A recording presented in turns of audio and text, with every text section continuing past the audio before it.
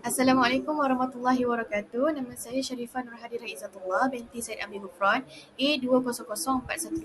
Pada hari ini saya bersama 3 orang lagi rakan saya akan membantahkan berkenaan dengan kekemasan Nabi dari segi wangian, kebersihan dan juga penjagaan kesihatan Nabi.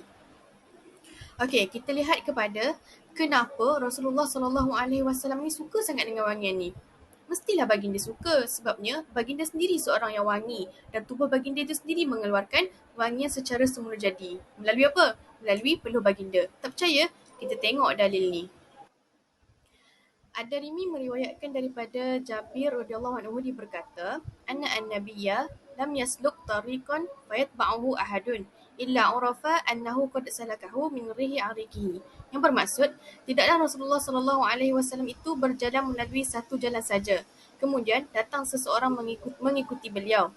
Yang diketahui orang bahawa beliau sedang berjalan-jalan dari bau keringat baginda. Okay, dari hadis ni kita nampak bahawa peluh Nabi itu sendiri sangat wangi. Sampai kan orang yang ada di sekitar baginda tu mengikuti baginda. Okay, disebabkan Rasulullah SAW ni suka wangi-wangian, jadi tak hairanlah kalau Nabi Muhammad ni mempunyai satu bekas yang khusus untuk mengisi wangian yang diberi nama sukah. Okay, kita tengok hadis ni. Diriwayatkan daripada Anas bin Malik radhiyallahu anhu, beliau menceritakan bahawa maksudnya Rasulullah SAW memiliki wangian yang bernama sukah, di mana baginda memakai wangian daripadanya. Jadi, apa yang boleh saya simpulkan daripada hadis ni adalah ia menunjukkan perhatian Nabi Muhammad SAW kepada wangian sehingga baginda memiliki bekas khusus untuk mengisi wangiannya. Seterusnya, saya serahkan kepada rakan saya. Dipersilakan. Nama saya Aida binti Roslan, nombor matrik A204139, akan meneruskan mengenai kebersihan Nabi. Lisan sangat menitik beratkan kebersihan seperti mana hadis Rasulullah SAW, at-tuhuru syatrul iman, iaitu bersuci adalah ciri-ciri keimanan. Salah satu cara Nabi Muhammad SAW menjaga kebersihan dengan bersiwak. Bersiwak menggunakan kayu suki adalah sunnah Rasulullah SAW. Terdapat pelbagai kelebihan jika kita bersiwak menggunakan kayu suki. Antaranya iaitu dapat membersihkan mulut, menghilangkan bau dan menguatkan gusi. Seperti hadis yang diriwayatkan daripada Huzaifah radhiyallahu anhu, kana Nabi sallallahu alaihi wasallam idza qama min al-lail yashu sufahu bisiwak.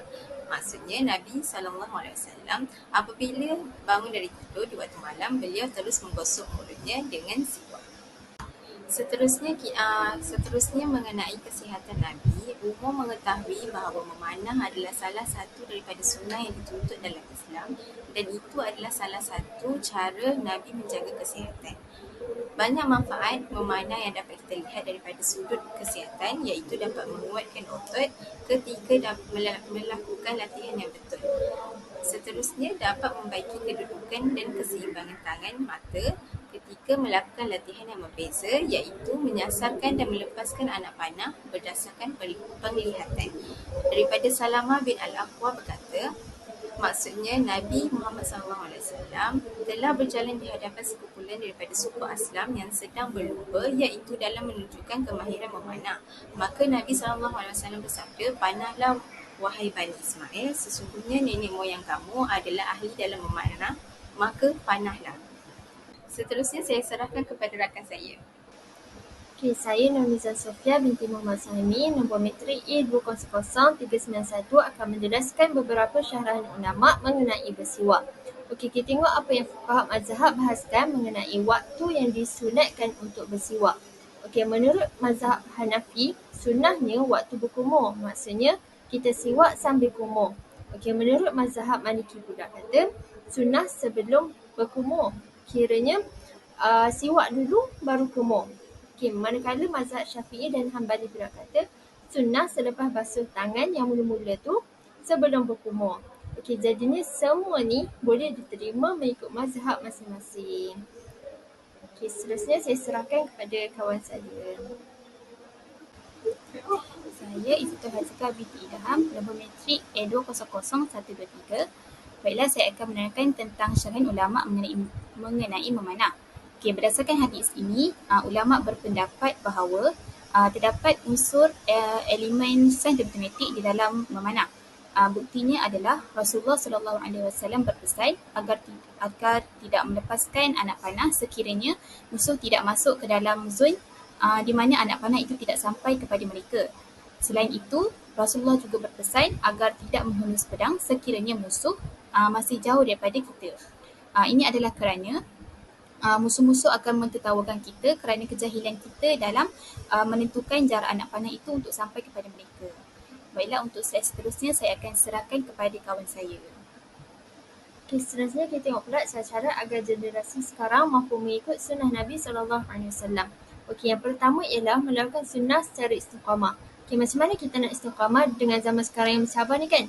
Caranya kita target satu sunnah dan cuba amalkan setiap hari sampai dah terbiasa buat. Bila dah terbiasa, kita cuba pula amalkan sunnah yang lain. Okey, yang kedua pula menjadikan Rasulullah SAW sebagai idola. Okay, seperti yang kita tahu, kehidupan Nabi ini dipenuhi dengan akhlak-akhlak yang terpuji.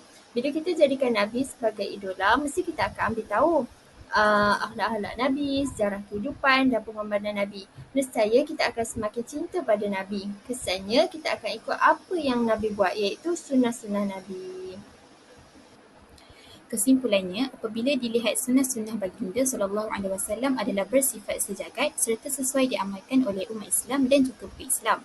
Ini kerana di samping sunnah-sunnah tersebut dapat memberi kesan terhadap seseorang individu, contohnya dari segi kesihatan, kebersihan dan lain-lain. Oleh itu, kehidupan ini akan menjadi lebih tenang, malah mendapat kemuliaan daripada Allah SWT. Selain itu, sunnah Nabi Muhammad SAW merupakan panduan untuk seseorang itu berjaya, bukan sahaja di dunia, malah di akhirat juga. Ini sahaja daripada kami. Sekian, terima kasih.